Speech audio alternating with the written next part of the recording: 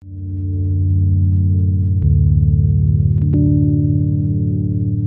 great city of Murgatroyd, an alternate universe, a parallel reality, similar in many ways to the original universe, containing the same people but in a very different timeline leading very different lives. Hello, ladies and gentlemen of the board. I'm Eric Niedermeyer Vincini, head of the Vincini Corporation. We are here today to discuss the launch of a new Vincini production. In Canada, my mother Judy, who's recently married Senator Quint, will be heading up the new Canadian division. As all of you know, Vincini stock continues to soar, and I am pleased to celebrate my 5th year as CEO here at Vincini. And now I'm going to turn the meeting over to my assistant for the latest stock earning report.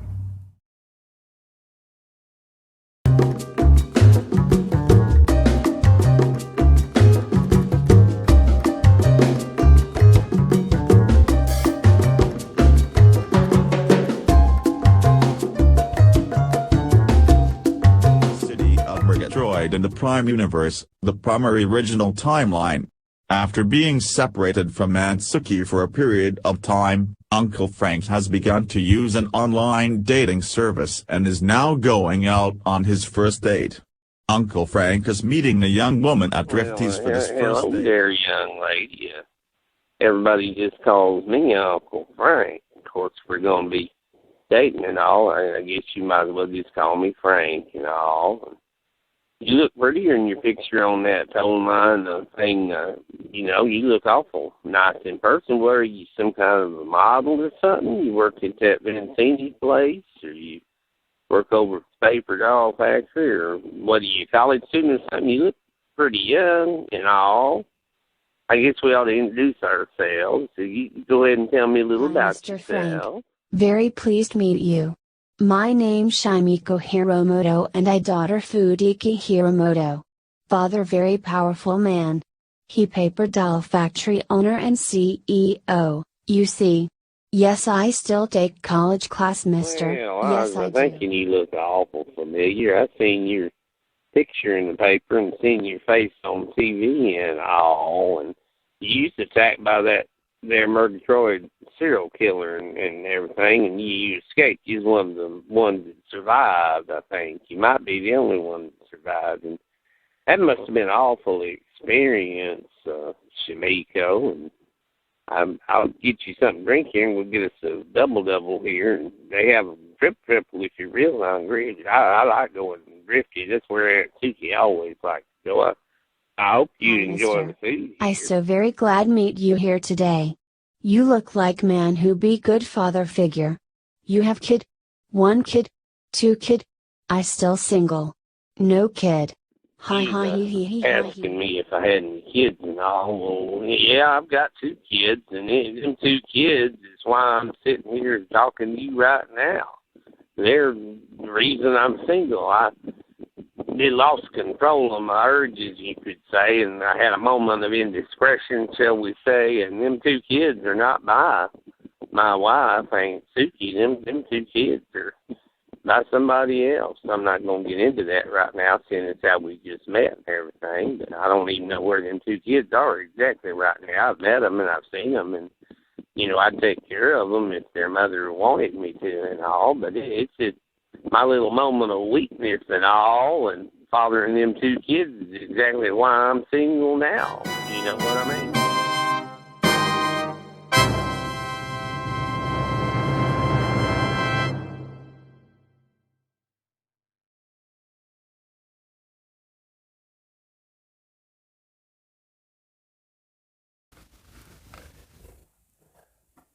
Dr. Derrickson, as you know, the construction of the second energy time flux device and its introduction into things has caused 2 separate energy time flows to exist at once, and this could have devastating repercussions. Tell us, you've expounded in the past some of your theories, and you've even written some scholarly papers on the subject. Dr. Derrickson, Could you please enlighten us on this whole thing that's going on? Yes. Unfortunately, the timeline has been disturbed. Even now, we cannot be certain which events have changed, what the original timeline may have consisted of. What this means, of course, is that our own memories of events have changed. It's entirely possible that they could be completely fabricated. They have come from some alternate timeline, and now we just have no idea of knowing what our own timeline and what this dimension has actually consisted of. We cannot know at any given moment the accuracy of our memories, times, dates, events, people we've known. It's because of the disturbance, because of the alternate timelines, everything is in flux. I mean, our entire experience within our own lifetime is now in flux. We exist in a state of interdeterminacy, and there's no way of knowing what is real and what is not. A frightening prospect, Dr. Derrickson. It is. Thank you, Dr. Derrickson. Yes.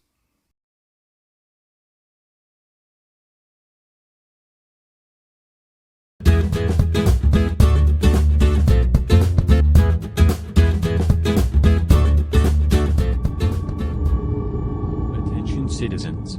Attention citizens.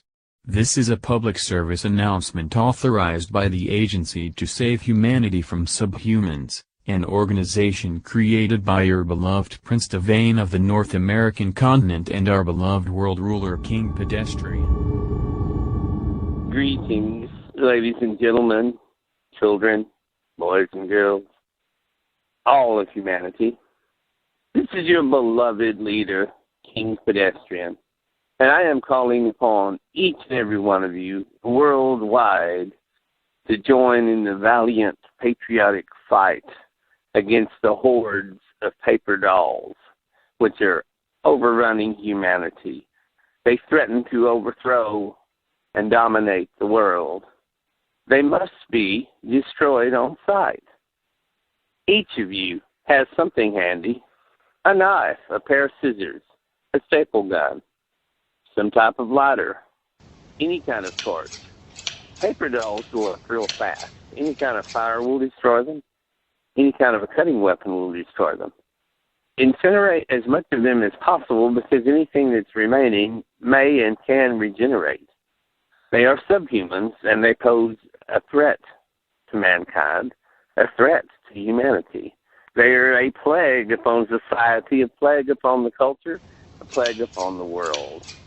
And as your king, it is your patriotic duty to see that they are eradicated from the surface of the earth. So I'm calling upon all of you to use whatever means are at your disposal to destroy these paper dolls. If you see one, destroy it immediately. Men, form posses, form teams. Conduct house-to-house searches to locate any hiding remaining living paper dolls. Immediately destroy them upon sight. Yes, the world must be eradicated of these paper dolls. They must be eliminated. They are a pestilence, a plague, and they must be destroyed. This has been King Pedestrian. Thank you, loyal citizens. This has been a public service announcement. We now return you to regular programming here on CRZY Television.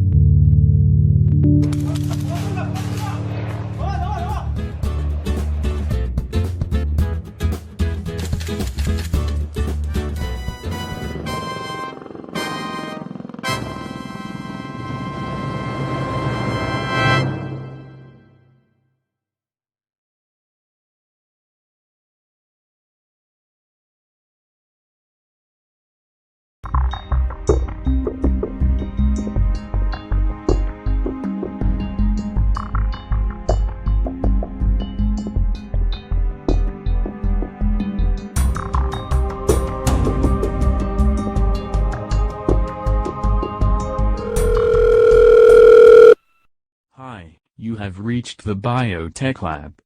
Dr. Gitrick is not available at the moment. I am Steve, the lab assistant. If there is something I can help you with, please state the nature of your request. the Biotech Lab. I hope I got the right place and all. Your name is Steve, you say? Well, Steve, you sound kind of robotic, like you might be one of them computer-generated voices or what have you and all. Anyhow, listen, I need to get down there. I need to make an appointment, I guess, with Dr. Getrick and all.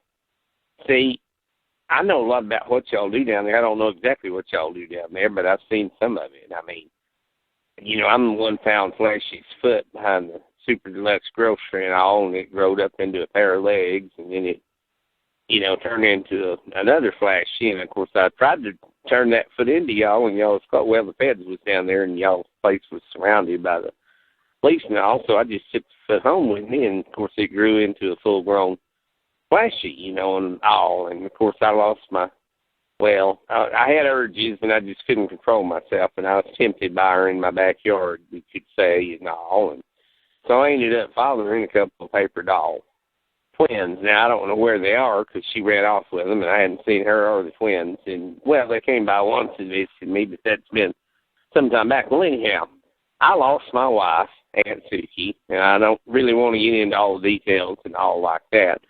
But I know y'all can do just about anything down there at the Biotech Lab and all. And I even met an eel that could talk out in the woods one day, so I know y'all got talking eels and everything else down there.